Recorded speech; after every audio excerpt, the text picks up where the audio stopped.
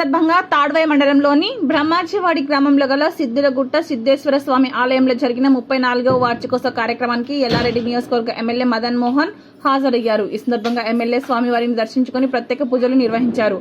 ఈ సందర్భంగా ఎమ్మెల్యే మదన్ మోహన్ మాట్లాడారు.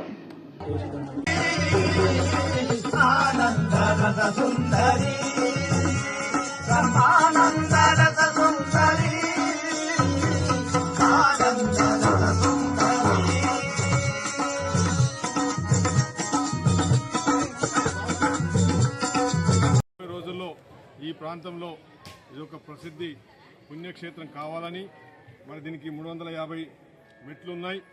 మెట్లను కూడా ఏదో మెట్లున్నాయి, ఆ మెట్లు కూడా సరిగ్గా లేవు.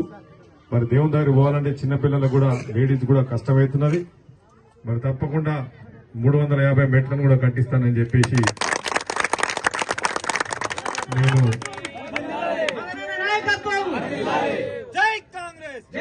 మొన్ననే భూంపల్లి దగ్గర శివాలయం కూడా ఆ రోజు గుట్ట మీద శివాలయం కూడా మరి భూంపల్లి నగర్ మండలంలో శివాలయము కట్టడం జరిగింది. మరి దానికి పైకి గుట్ట పైకి పోవాలంటే 20-30 ఏళ్ల నుంచి బురద ఉండే. మరి దాన్ని కూడా 25 లక్షలు పెట్టి 20 లక్షలు పెట్టి సీసీ రోడ్ కూడా ఏం జరిగింది అక్కడ.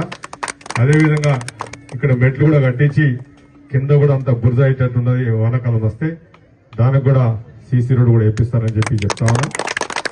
మరి ఇంకొకటి మొన్న బ్రహ్మాజవాడ మరి మా తాడవాయి మండల కృష్ణాజవాడ నుంచి కూడా చాలా మంది మా వాళ్ళు వచ్చి అన్న ఇది పెద్ద పండుగ, మన కార్తీక పౌర్ణమి రోజు వానలు పడ్డాయి, బాగా మొత్తం కయ్యలు పడ్డాయి, మోటార్ బండ్లు కూడా పోయే పరిస్థితి లేదు.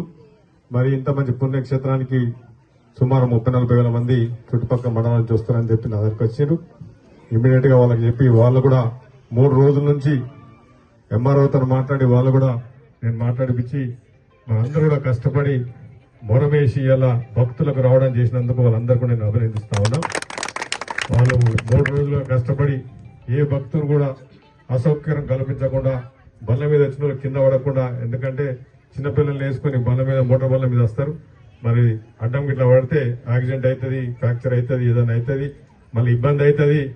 మరి భక్తులు వస్తున్నారని ఆగవేగాల మీద 3 రోజులు పొద్దున రాత్రి 2 మిషన్లు పెట్టి మరి మట్టి తీసుకొచ్చి రోడ్ వేసినందుకు మీ అందరూ కూడా మనస్ఫూర్తిగా అభినందిస్తా ఉన్నాను.